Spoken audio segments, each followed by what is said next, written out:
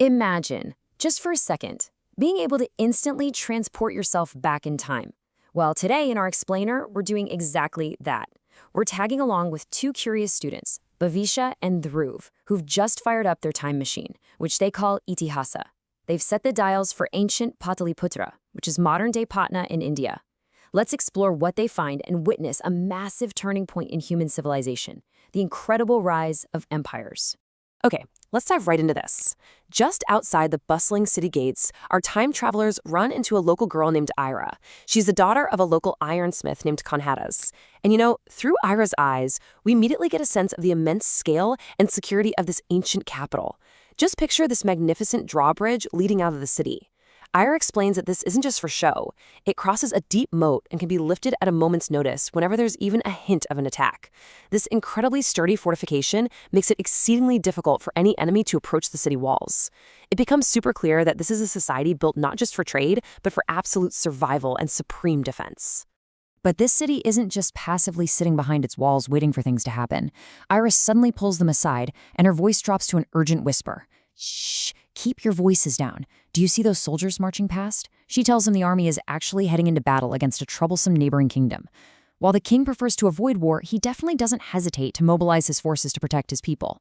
And here is where it gets incredibly real. Ira's own father helped forge the very swords those soldiers are carrying, and her uncle is marching right there in the ranks. She's just stepped out to see him off, completely uncertain of when he's going to return. It literally plunges us right into the day-to-day reality of a state constantly mobilizing its military might. But what makes an empire truly fascinating is that it's never just about warfare. As they look out past the military procession, Dhruv notices this mysterious opening in the distant hills. Ira explains it's a massive rock-cut cave, specifically over in the Barabar Hills. The king himself commissioned this incredibly labor-intensive project just to carve out a peaceful retreat for a community of monks. This beautifully illustrates a ruler balancing hard military power with spiritual and cultural patronage.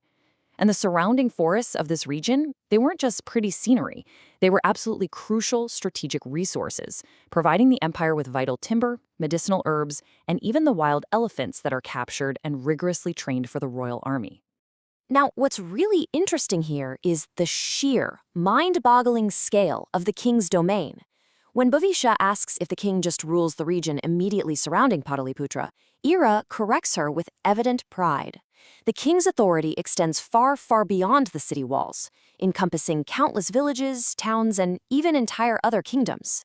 In fact, Ira's uncle, the soldier, told her that it takes nearly 2 whole months on horseback just to reach the borders of this vast territory. So we aren't talking about a simple local kingdom anymore.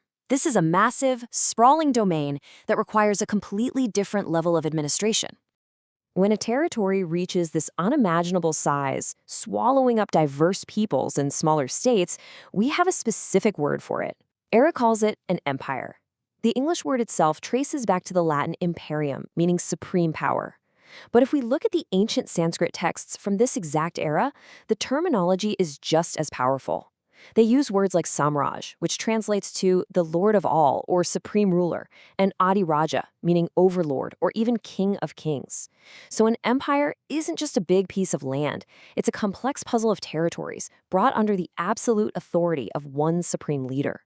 So how exactly does one person rule a territory that takes 2 months to cross? Well, the secret lies in a brilliant, highly pragmatic power dynamic. The emperor versus the tributary ruler. The emperor sits at the heart of the empire, right in a major economic and administrative capital, like Pataliputra, but he doesn't micromanage every distant village. These smaller territories he conquered actually maintain their own regional kings or local chiefs. But there is a massive catch. These local rulers are now tributaries or vassals. In exchange for being allowed to keep their local control, they have to submit to the emperor's overlordship and pay regular tribute. We're talking massive wealth flowing straight to the capital in the form of gold, precious metals, grain, livestock, and, of course, those highly prized elephants. Managing all this requires a highly organized system built on 6 critical pillars that literally keep the empire from collapsing.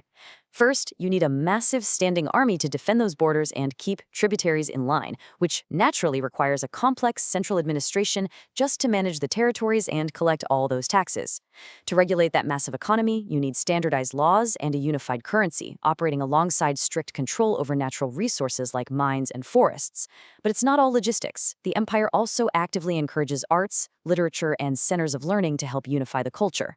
Finally, tying the whole shebang together are robust communication networks. Think expansive roads and river navigation, which are vital for rapid troop movement, trade, and just keeping the whole machine running. Looking at all those massive responsibilities, you kind of have to ask yourself, why take on the immense, exhausting challenge of building an empire in the first place? Why not just stay a comfortable, wealthy local king?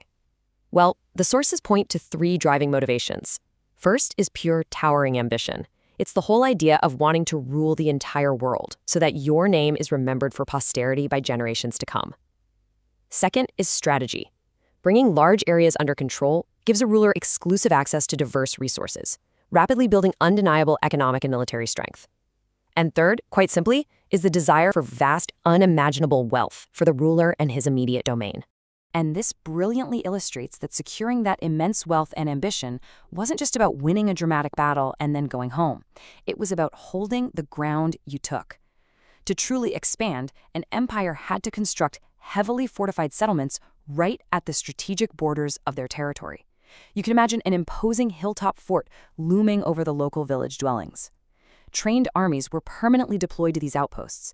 Their job was to conquer neighboring lands, sure, but equally important, they were there to enforce the emperor's control over the locals and defend the empire's fringes from outside aggression.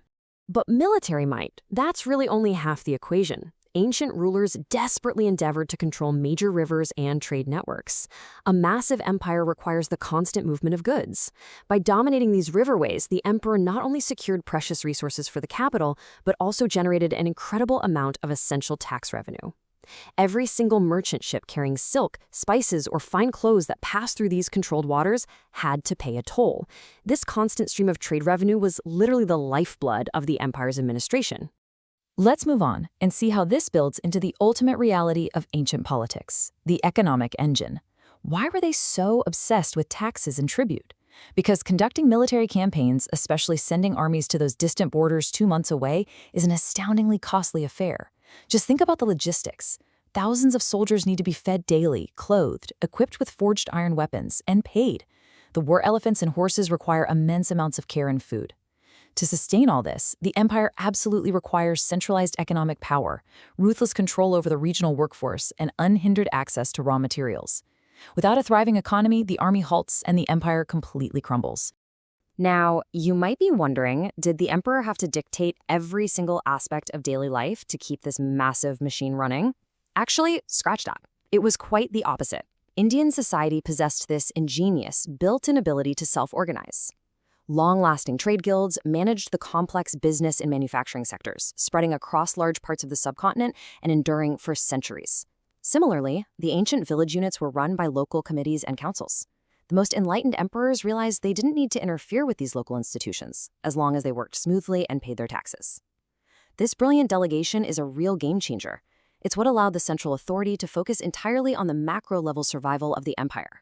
Which brings us to a really profound final thought to take away from our explainer today. Empires spanned massive, geographically diverse areas, enveloping thousands of different languages, unique customs, and vibrant cultures. The true genius of these ancient rulers wasn't just in forging iron swords or building high walls. It was in balancing supreme central authority with local self-organization. By allowing trade guilds and village councils to thrive, they maintained an incredibly delicate harmony. So as Bhavisha and Dhruv prepare to fire up their time machine to head home, I leave you with this to ponder. In a world as incredibly diverse as ours today, what can modern leaders learn from these ancient empires about balancing central power with local freedom? Think about it and keep exploring the past.